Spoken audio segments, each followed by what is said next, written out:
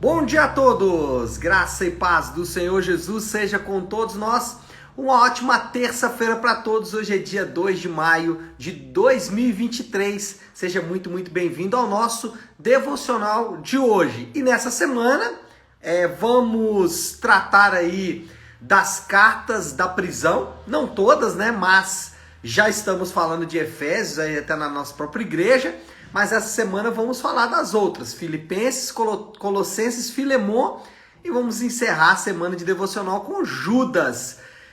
Uma passada aí pelo Novo Testamento agora, já que encerramos ali uma parte importante do Antigo Testamento, que é a parte do período pré-exílico. E aí agora a gente vai para a parte da segunda parte histórica de Israel, que é a pós-exílio, né? Então depois do exílio babilônico. E enquanto isso a gente vai dar uma meditada aqui em algumas cartas no Novo Testamento. Como que a gente vai fazer? Hoje terça, Filipenses, amanhã Colossenses inteiro, quinta-feira Filemon e sexta-feira Judas. Vamos falar de cada uma dessas cartas aí, 3 do apóstolo Paulo e uma de Judas. Vamos então de Filipenses, já sem demora. Hoje o tema do devocional é um breve e belo relato do Evangelho. Já vou ler o texto de uma vez, porque depois a gente pode então conversar sobre esse texto. O texto que vamos ler é Filipenses capítulo 2, então Filipenses 2 a partir do verso 5, que diz assim, Filipenses 2, 5. Seja a atitude de vocês a mesma de Cristo Jesus, que embora sendo Deus, não considerou que o ser igual a Deus era algo a que devia apegar-se. Mas esvaziou-se a si mesmo, vindo a ser servo, tornando-se semelhante aos homens. E sendo encontrado em forma humana, humilhou-se a si mesmo e foi obediente até a morte e morte de cruz. Por isso, Deus o exaltou à mais alta posição e lhe deu um nome que está acima de todo nome, para que ao nome de Jesus se dobre todo joelho nos céus, na terra e debaixo da terra, e toda língua confesse que Jesus Cristo é o Senhor, para a glória de Deus Pai. Como eu disse, um breve e belo relato do Evangelho. Essa é, sem dúvida alguma, uma das declarações mais sublimes a respeito de Cristo no Novo Testamento. Talvez pode ser comparado apenas com João capítulo 1, mas fora isso, aqui nós temos uma descrição mais bela, mas também breve e também absoluta sobre a pessoa de Jesus Cristo, quem é Jesus. E junto com essa síntese, junto com esse belo resumo aí do Evangelho, nós também temos uma bela, elaborada mensagem do Evangelho. Ou seja, a descrição de Cristo casa também com a descrição do Evangelho. A síntese de quem Cristo é, o relato de quem Cristo é, também se torna uma síntese, também se torna um relato do que é o Evangelho. E aqui nós temos duas asseverações sobre Jesus. Primeira asseveração está dos versículos 5 até o 8, e essa primeira asseveração é que ele, Jesus, assumiu a forma humana para a nossa substituição. Então, só vou ler novamente o texto aqui, porque eu acho importante. Diz assim, do 5 ao 8, seja a atitude de vocês a mesma de Cristo Jesus, que, embora sendo Deus, não considerou que o ser igual a Deus era algo que devia pegar-se, mas esvaziou-se a si mesmo, vindo a ser servo, tornando-se semelhante aos homens. E sendo encontrado em forma humana, humilhou-se a si mesmo e foi obediente até a morte e morte de cruz. Então o que Paulo faz aqui é ressaltar a humanidade de Cristo, é ressaltar que Jesus, ele é humano, ele é homem e ele assumiu a forma humana para nos substituir na cruz. A teologia vai falar sobre a doutrina da substituição. Então, a ideia de Paulo, do Novo Testamento e obviamente do próprio Deus é que em Adão todos somos encontrados no pecado e em Jesus todos somos encontrados na salvação. O que Adão trouxe como maldição, Jesus trouxe como bênção. Nós tínhamos uma pena em Adão para ser paga. A pena que deveríamos pagar em Adão era a morte. Não havia outra pena, né? Deus decretou esta pena lá no Éden quando disse que se Adão comesse do fruto da árvore, ele certamente morreria. Essa era a pena para o descumprimento da ordem de Deus. Adão, então, descumpre a ordem de Deus, automaticamente essa pena passa a ele e a todos os seus descendentes. Só que em Jesus nós temos então o substituto, porque a pena que deveria ser paga pelo crime de Adão, Jesus apagou, morrendo a nossa morte. Morrendo a morte que deveria ser a nossa morte. Ele assume, ele nos substitui na cruz do Calvário, morrendo a nossa morte. E o que significa isso? Significa que, primeiro, ele conhece todas as nossas dores. Por ser humano, ele sabe das nossas dores mais profundas. Ele experimentou todas elas. Ele experimentou, por exemplo, a solidão. Ele experimentou, por exemplo, a tristeza. Ele experimentou o abandono. Então, dores como essas que vamos experimentar na nossa experiência terrena, todos vamos experimentar da solidão, todos vamos experimentar da tristeza e do abandono em algum momento das nossas próprias vidas. Ele sabe o que é isso. Ele sabe o que é estar solitário, ele sabe o que é estar triste e abandonado. Então, ele também pode condoer-se das nossas dores, ele pode saber exatamente o que sofremos. Nós não estamos orando para um Deus que não conhece a experiência humana. Sim, ele conhece. Se você acha que você está sozinho, ele sabe o que é isso. Se você acha que você está abandonado, ele sabe o que é isso. Ele conhece cada uma das nossas dores. Mas não só isso. Significa também que ele conhece os nossos desafios. Ele sabe o que é administrar uma empresa. Às vezes, nós queremos descolar a nossa vida na terra da fé. Nós falamos o seguinte, não, a vida espiritual é para o domingo de manhã, mas na segunda, na terça, na quarta, na quinta, nos dias naturais, quando eu tenho que administrar, por exemplo, a minha empresa, ou cuidar da minha família, ou assumir as minhas responsabilidades como um funcionário, um profissional liberal, um gerente ou um trabalhador de forma geral, nós pensamos isso está desvinculado da fé. Não, Jesus como homem, ele sabia, ele conhecia todos os nossos desafios. Então, não pense você que os seus desafios estão distantes da vontade de Deus. Não, ele sabe exatamente tudo o que você está fazendo. Ele sabe exatamente como você está e deve fazer todas as coisas. Terceiro, significa também que ele conhece as nossas tentações. Lembra lá das tentações que ele enfrentou no deserto? Obviamente que não foram as únicas tentações na sua vida. Lá já na cruz, nós sabemos, ele foi tentado a deixar a cruz. Lembra o que os fariseus falaram com ele? Olha, mostra para nós se você é Deus e desça aí desta cruz. A tentação apareceu ali para ele naquele momento. Então ele também conhece as nossas tentações. Ele conhece os nossos ídolos.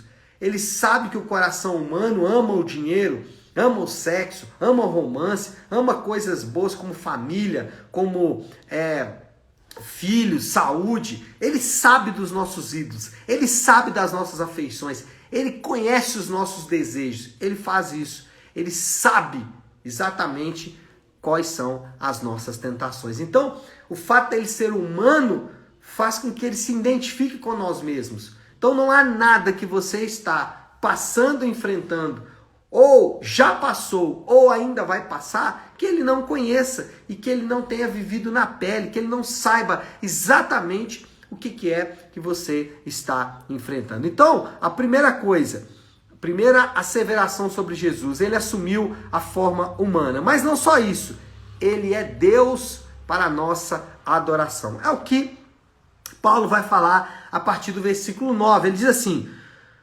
por isso Deus o exaltou à mais alta posição e lhe deu o nome que está acima de todo nome, para que ao nome de Jesus se dobre todo o joelho nos céus, na terra e debaixo da terra. E toda língua confesse que Jesus Cristo é o Senhor, para a glória de Deus Pai. Então, ele é digno de toda a adoração. A sua encarnação, o fato de que ele assumiu a forma humana, como falamos no ponto anterior, não alterou a sua divindade. Ele continuou como plenamente divino. Aqueles que tentam diminuir isso, dizendo que Jesus era um grande profeta, era o Filho de Deus, era um grande pensador, mas que ele não era divino, tem um problema sério com esse texto. Por quê? A Bíblia diz que o único digno de adoração é Deus. Mas aqui nesse caso, Paulo vincula a adoração que pertence somente a Deus, a Jesus. Mostrando que se o Pai é Deus, o Filho também é Deus. E ele continua hoje ainda plenamente divino e continuará plenamente divino por toda a eternidade. O que significa isso? Falamos agora há pouco do que significa ele ser plenamente humano. Mas o que significa ele ser plenamente divino? Bom, primeiro, ele pode perdoar pecados. Isso é maravilhoso. Em Jesus, os nossos pecados são perdoados. Os nossos pecados do passado foram perdoados. Então, podemos olhar para o nosso passado, sentir dor e lamento pelos nossos erros. Podemos sentir pesar pelos nossos erros cometidos no passado. Mas também podemos olhar para o presente e ver que ainda continuamos cometendo os mesmos erros que cometemos no passado. Isso nos traz muita dor.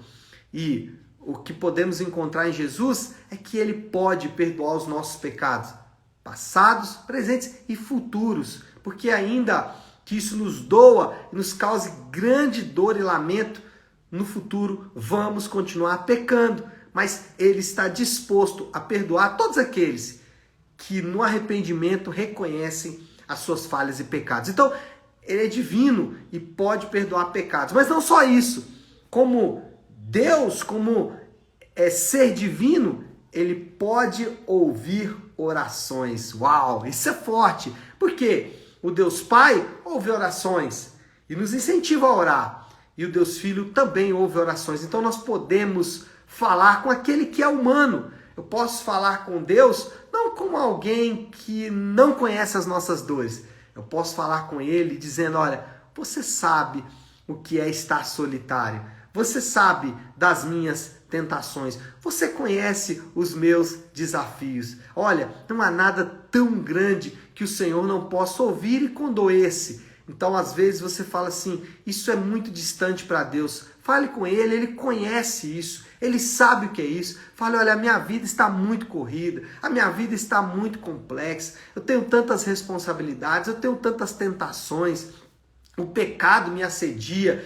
A tristeza chega próximo de mim, fui abandonado. Fale com ele, ele pode ouvir, mas não como alguém que não sabe o que está ouvindo, mas como alguém que sabe exatamente o que estamos passando. Então, ele pode ouvir orações, mas não só isso, ele deve ser adorado. Ele pode perdoar pecados, ele pode ouvir orações e ele, somente ele, deve ser adorado para todo sempre. E aqui é muito fácil. Depois de ouvir tudo isso sobre quem é Jesus, depois de ouvir tudo isso sobre esse ser tão peculiar e tão maravilhoso, não há outra coisa a fazer a não ser romper em adoração. Não há outra coisa a fazer a não ser declarar a sua majestade, seu amor, domínio, a sua santidade, a sua bondade, a sua compaixão. Não há outra coisa a ser feita a não ser romper em adoração. E é isso que devemos fazer sempre, sempre e sempre. E falando em sempre, eu estou sempre atrasado, né? E aqui o tempo já está correndo, então deixa eu terminar logo, porque o tempo urge, o tempo anda muito rápido. Moral da história. Para os que creem, a humildade não é uma estratégia visando algum bem inerente. É ser conforme aquele que nos salvou. Por que eu vou abordar o tema humildade agora? Porque o texto começa dizendo isso. seja a atitude de vocês a mesma de Cristo. Se você tiver aí a sua Bíblia com o título, né, da passagem, o capítulo 2, o título dela é a humildade cristã. Por quê? O que Paulo está fazendo aqui é mostrar quem é Jesus, para mostrar quem nós somos. E ao apresentar Jesus e nos apresentarmos, nós percebemos que a humildade não é buscar um bem inerente. O que é isso? Eu não sou humilde porque ao ser humilde as coisas vão ser boas para mim. Eu não sou humilde porque ao ser humilde a minha esposa vai se tornar uma esposa melhor, meu filho vai se tornar um filho melhor, o meu patrão vai me amar melhor. Então a humildade não é visando um bem inerente à própria humildade. A humildade é a única atitude coerente com um crente. Por quê? Porque o crente sabe que tudo o que aconteceu com ele foi exatamente por causa do homem-deus, de Jesus Cristo, aquele que se fez carne e habitou entre nós. Bom, desafio do Léo aí para esta sexta-feira. Que sexta? Para essa terça-feira. Desafio do Léo aí para esta terça-feira, uma aplicação final aí. Não estamos sozinhos. Não estamos sozinhos. Nós temos um Deus que sabe o que é as nossas dores e que pode mudar a nossa realidade. Isso nos torna absolutamente humildes. Humildes para reconhecer que precisamos dele. Humildes para reconhecer os nossos próprios pecados. Humildes para reconhecer que se não for ele, nós não podemos fazer absolutamente nada. Tá certo, meu povo? Bom, acho que chegou a hora de orar. Quero fazer isso nesse momento. Se você puder, pare aí um instante o que você está fazendo e vamos juntos buscar a Deus em oração. Querido Deus, Pai de amor e graça, Senhor, nós agora nos colocamos diante do Senhor. O Senhor que é puro amor, que é graça, que é sabedoria, que é santidade, que é compaixão, que é misericórdia. E que mostrou isso em Jesus Cristo. E que evidenciou isso de modo tão claro, através da vida do Teu Filho. Senhor, reconhecemos que por vezes nós nos tornamos arrogantes, achamos que já sabemos tudo, que o Senhor não conhece a nossa vida e que nós somos aqueles que mais trabalham, que mais sofrem, que mais lidam com tentações. Mas isso não é verdade. O Senhor conhece cada um de nós e nos dá, Senhor Deus, a Tua graça para lidarmos com as dores, com as tribulações e com as responsabilidades dessa vida. Obrigado, Senhor Deus, pela Tua graça e amor. Assim eu oro e o faço em nome de Jesus. Amém. Amém, meu povo? Bom, então é isso. Nós vamos ficando por aqui. Deixa eu só fazer um convite aqui muito, muito importante. No próximo sábado, dia 5 de maio, nós vamos ter na nossa igreja Nave, aliás, 6 de maio, né? Nós vamos ter, então, no próximo sábado, dia 6 de maio, nós vamos ter na nossa igreja Nave a conferência Nave da Família. Vamos tratar de assuntos relacionados à vida familiar. Então, não perca essa oportunidade de participar conosco. Vamos ter ali 6 palestras relacionadas à família durante todo o sábado. Então, se você quiser, faça sua inscrição. Entre aí no Instagram da nossa igreja, Nave Sua Igreja.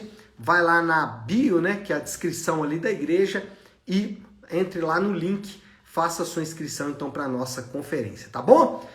Deus abençoe a todos. Uma ótima, uma excelente terça-feira. Fiquem com Deus.